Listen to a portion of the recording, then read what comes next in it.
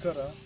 ಈಗಾಗಲೇ ಗೌರವಾನ್ವಿತ ಮಾನ್ಯ ಶಾಸಕರು, ಮಾನ್ಯ ಜಿಲ್ಲಾಧಿಕಾರಿಗಳು, ಮಾನ್ಯ ಮುಖ್ಯ ಕಾರ್ಯನಿರ್ವಾಹಕ ಅಧಿಕಾರಿಗಳ ನೇತೃತ್ವದಲ್ಲಿ ಈಗಾಗಲೇ ಕುಡಿಯುವ ನೀರಿಗೆ ಸಂಬಂಧಪಟ್ಟಂತೆ ಟಾಸ್ಕ್ ಫೋರ್ಸ್ ಸಭೆಗಳನ್ನು ನಡೆಸಿದ್ದು, ಮಾರ್ಚ್, ಏಪ್ರಿಲ್, ಮೇ ಈ 3 ತಿಂಗಳಲ್ಲಿ ಬಿಸಿಲಿನ ಅಭಾವ ಹೆಚ್ಚಾಗಿದ್ದು ಕುಡಿಯುವ ನೀರಿನ ಸಮಸ್ಯೆ ಉಂಟಾಗಬಾರ್ದು ಅಂತೇಳಿ ಈಗಾಗಲೇ ಸಭೆಯಲ್ಲಿ ಮುನ್ನೆಚ್ಚರಿಕಾ ಕ್ರಮಗಳನ್ನು ವಹಿಸಿಕೊಳ್ಬೇಕು ಅಂತೇಳಿ ಮಾನ್ಯರು ತಿಳಿಸಿರುತ್ತಾರೆ.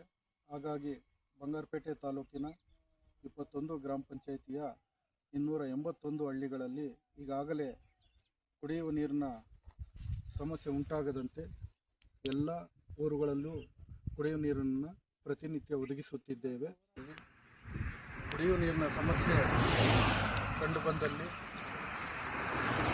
ತಾಲೂಕು ಪಂಚಾಯಿತಿಯ ಕೇಂದ್ರ ಸ್ಥಾನದಲ್ಲಿ ಸಹಾಯವಾಣಿಯನ್ನು ತೆರೆದಿದ್ದೇವೆ.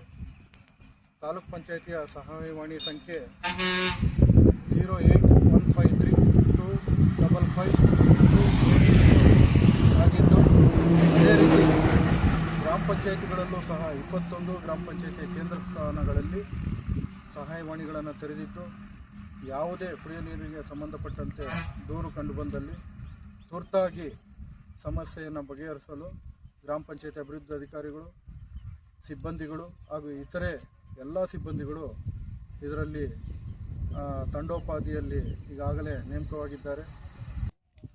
ಯಾವುದೇ ಸಮಸ್ಯೆಗಳು ಲಿಖಿತವಾಗಿ ಹಾಗೂ ದೂರವಾಣಿ ಮೂಲಕ ಬಂದಲ್ಲಿ ತುರ್ತಾಗಿ ನಾವು ಕ್ರಮ ಕೈಗೊಳ್ಳಲು ಸಕಲ ಸಿದ್ಧರಿದ್ದೇವೆ.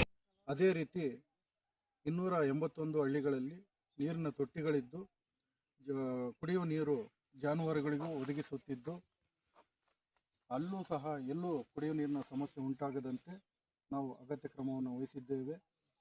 ಇನ್ನು ಮುಂದುವರೆದು ನಾವು ಬಂಗಾರಪೇಟೆ, ಆಂಧ್ರ ಮತ್ತು ತಮಿಳುನಾಡು ಗಡಿಭಾಗದ ಅರಣ್ಯದ ಅಂಚಿನಲ್ಲಿರ್ತಕ್ಕಂಥ ಸುಮಾರು ಗ್ರಾಮ ಪಂಚಾಯಿತಿಗಳಾದಂತಹ ಬಲಮಂದೆ, ತೊಪ್ಪನಹಳ್ಳಿ, ದೋಣಿಮಡುಗು, ಗುಲ್ಲಹಳ್ಳಿ ಇತ್ಯಾದಿ ಗ್ರಾಮಗಳಲ್ಲಿ ಕಾಡು ಪ್ರಾಣಿಗಳು ಹಾಗೂ ಪಕ್ಷಿಗಳು ಹೆಚ್ಚಾಗಿ ಕಂಡುಬಂದಿದ್ದು, ಅವುಗಳನ್ನು ಸಹ ಪೋಷಿಸುವಂಥ ಜವಾಬ್ದಾರಿ ನಮ್ಮ ಮೇಲಿದೆ.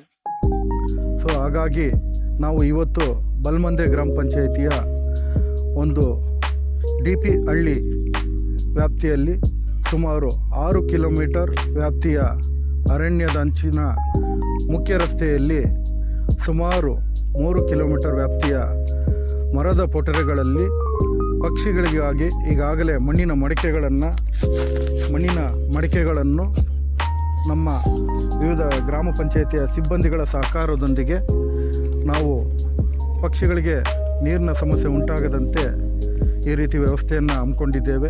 ಅದೇ ರೀತಿ ಈ ಒಂದು ಬಲಮಂದೆ ವ್ಯಾಪ್ತಿಯಲ್ಲಿ ಸುಮಾರಾಗಿ ಕಾಡು ಆನೆಗಳು, ಕಾಡೆಮ್ಮೆ, ಜಿಂಕೆ, ನವಿಲುಗಳು, ಕೋತಿಗಳು ಹೆಚ್ಚಾಗಿದ್ದು, ಅವುಗಳಿಗೂ ಸಹ ಮರದ ರಸ್ತೆಯ ಆಜುಬಾಜಿನಲ್ಲಿ ಒಂದು ಸಿಮೆಂಟ್ ರಿಂಗುಗಳಲ್ಲಿ ಕುಡಿಯುವ ನೀರನ್ನು ವ್ಯವಸ್ಥೆ ಮಾಡಿದ್ದೇವೆ.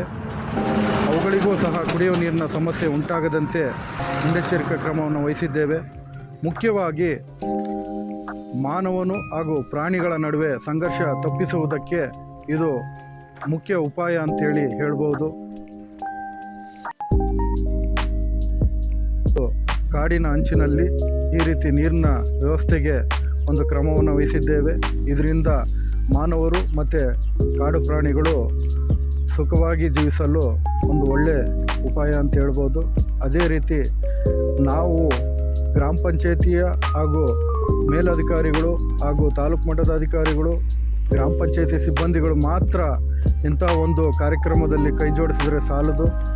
ನಮ್ಮ ಬಂಗಾರಪೇಟೆಯ ಎಲ್ಲ ಸಾರ್ವಜನಿಕ ಬಂಧುಗಳು ಸಹ ಇದರಲ್ಲಿ ಕೈ ಜೋಡಿಸಿದ್ದೇ ಆದಲ್ಲಿ ಈ ಒಂದು ಕಾಡಿನಲ್ಲಿರ್ತಕ್ಕಂಥ ಎಲ್ಲ ವನ್ಯ ಮೃಗಗಳನ್ನು ನಾವು ರಕ್ಷಣೆ ಮಾಡ್ಬೋದು.